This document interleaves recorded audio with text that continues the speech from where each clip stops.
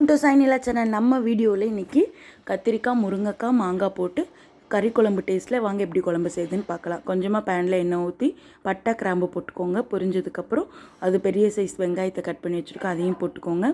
ஒரு பெரிய size cut பண்ணி வச்சுருக்கேன், அதையும் போட்டு நல்லா உப்பு போட்டு நல்லா வதக்கிக்கோங்க. இது வதங்கினதுக்கப்புறம் காய்கறிகள் சேர்த்துலாம். முருங்கைக்காய், கத்திரிக்காய், உருளைக்கிழங்கு போட்டு நல்லா வதக்கிக்கோங்க. இது கூட இஞ்சி பூண்டு பேஸ்ட்டையும் சேர்த்து நல்லா வதக்கி விடுங்க. இது கூட நம்ம மசாலா ஆட் பண்ணிடலாம்.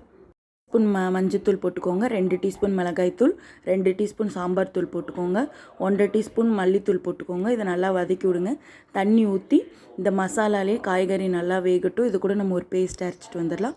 ஒரு பெரிய சைஸ் வெங்காயத்தை எடுத்துக்கோங்க, ஒரு பெரிய சைஸ் தக்காளி, 1/4 மூடி தேங்காய், இது நல்லா கட் பண்ணி எடுத்து வதக்கி இது ஆறுனதுக்கப்புறம் மிக்ஸி ஜாரில் சேர்த்து கொஞ்சமாக சோம்பு போட்டு அரைச்சி எடுத்துகிட்டு வந்து அந்த பேஸ்ட்டு இது குழம்பு கொதிக்கிறப்போ ஊற்றிடுங்க.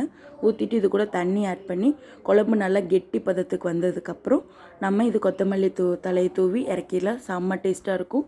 மறக்காமல் இந்த மாதிரி செஞ்சு பார்த்து கமெண்ட்டில் சொல்லுங்கள் டேஸ்ட் எப்படி இருந்ததுன்னு. மறக்காமல் சாய்நிலா சேனலையும் சப்ஸ்கிரைப் பண்ணிடுங்க. தேங்க்யூ.